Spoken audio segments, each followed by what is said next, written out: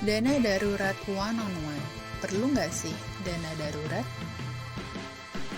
Pernahkah terfikir olehmu, ketika kamu sedang fokus bekerja, ternyata kondisi ekonomi negara memburuk dan tiba-tiba kamu kena PHK? Pernahkah terfikir olehmu, badanmu yang sedang sehat dan bugar, tiba-tiba jatuh sakit, yang menyebabkan kamu tidak bisa bekerja? Pernahkah terfikir olehmu, kamu sedang dalam perjalanan, namun nasib baik sedang tidak berpihak padamu, sehingga kamu mengalami kecelakaan dan menyebabkan kamu tidak bisa bekerja untuk sementara waktu? Dan oleh karena contoh-contoh tersebut, menyebabkan kamu yang sebagai tulang punggung keluarga menjadi tidak berpenghasilan karena tidak bisa bekerja?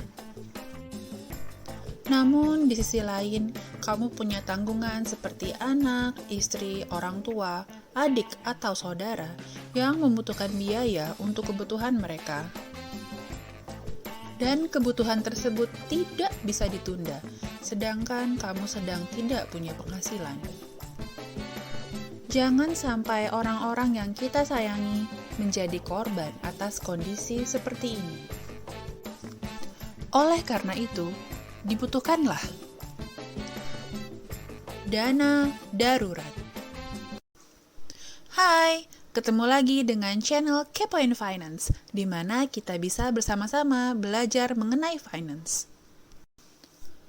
Jadi, apa sih dana darurat itu?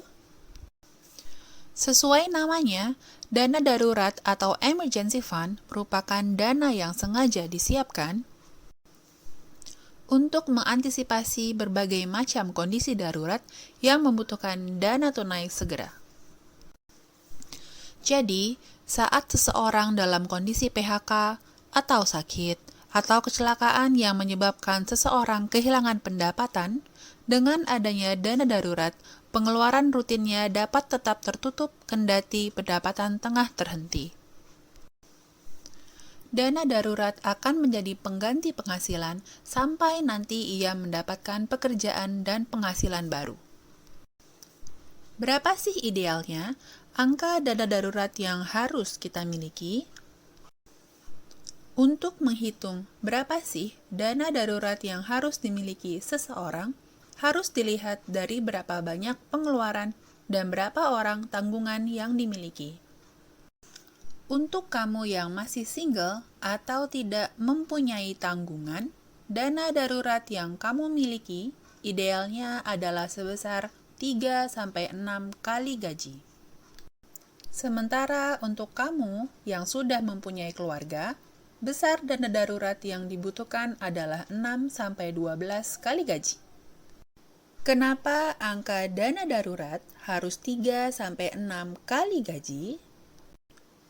Angka 3-6 bulan gaji dipresentasikan sebagai berapa lama waktu yang dibutuhkan untuk mendapatkan pekerjaan atau pendapatan baru.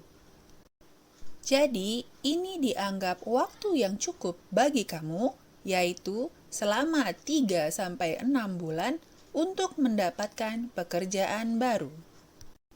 Sehingga ketika kamu tidak memiliki pendapatan, selama 6 bulan tersebut, kondisi finansialmu akan baik-baik saja.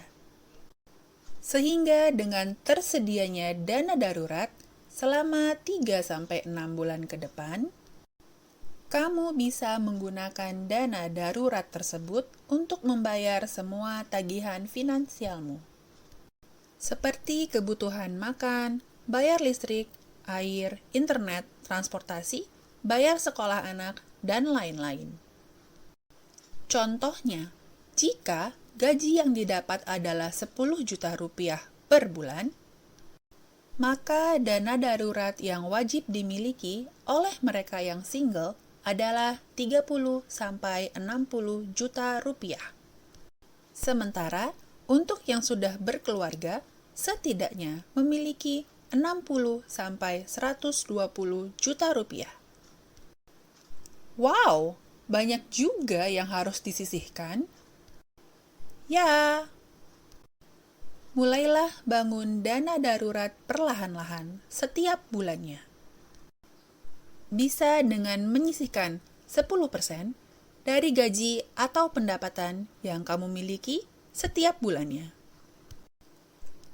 Misal, gajimu saat ini 10 juta rupiah, mulailah menyisihkan minimal 10% dari gajimu, yaitu 1 juta rupiah setiap bulannya, sehingga dalam 1 tahun akan terkumpul sebesar 12 juta rupiah. Lakukan terus seperti itu sampai angka dana daruratmu sesuai dengan profil dirimu. Sedikit-sedikit lama-lama menjadi bukit. Di mana dana daruratmu disimpan? Dana darurat sebaiknya disimpan di aset keuangan yang liquid atau mudah dijadikan menjadi uang. Mudah diakses dan risk-free atau tidak ada resiko, terutama resiko prinsipal atau dana berkurang. Sehingga simpanlah dana daruratmu ke aset keuangan yang konservatif dan tidak volatile, seperti tabungan, deposito, atau reksadana pasar uang. Jangan simpan dana daruratmu di instrumen yang high risk, seperti saham atau kripto. That is a big no.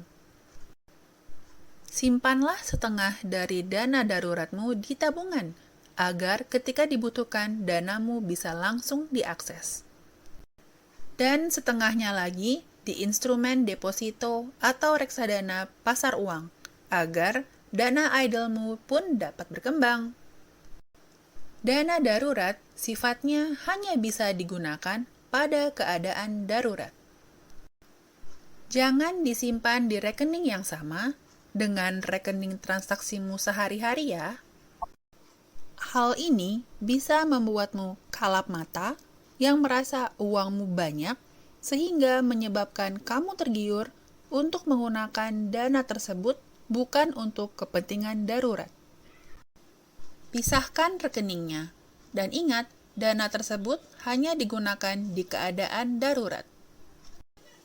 Jadi, saya baru bisa investasi setelah dana darurat terkumpul semua. Melihat angka dana darurat yang cukup besar, beberapa dari kamu pasti bertanya, kapan bisa berinvestasi kalau dana darurat belum tercapai? Kamu sudah bisa mulai berinvestasi apabila dana daruratmu paling tidak sudah mencapai 30% dari dana darurat idealmu. Tapi tetap sisihkan pendapatanmu 10% ya setiap bulannya, sehingga angka ideal dana daruratmu bisa tercapai.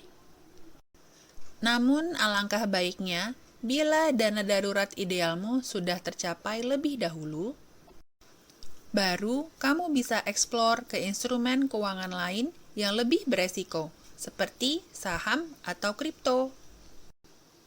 Dengan memiliki dana darurat yang memadai, berarti keuangan kamu sudah selangkah lebih sehat. Dana darurat yang kamu miliki akan membantumu melewati masa-masa sulit ketika hidupmu tiba-tiba mengalami kesusahan. Hal ini sama dengan peribahasa, sedia payung sebelum hujan. Jadi, jangan tunda lagi untuk mulai membangun dana darurat ya. Jika suka dengan video ini, jangan lupa pencet tombol like, tulis di kolom komen, jangan lupa subscribe dan hidupkan loncengnya ya. Thank you for watching. Bye-bye.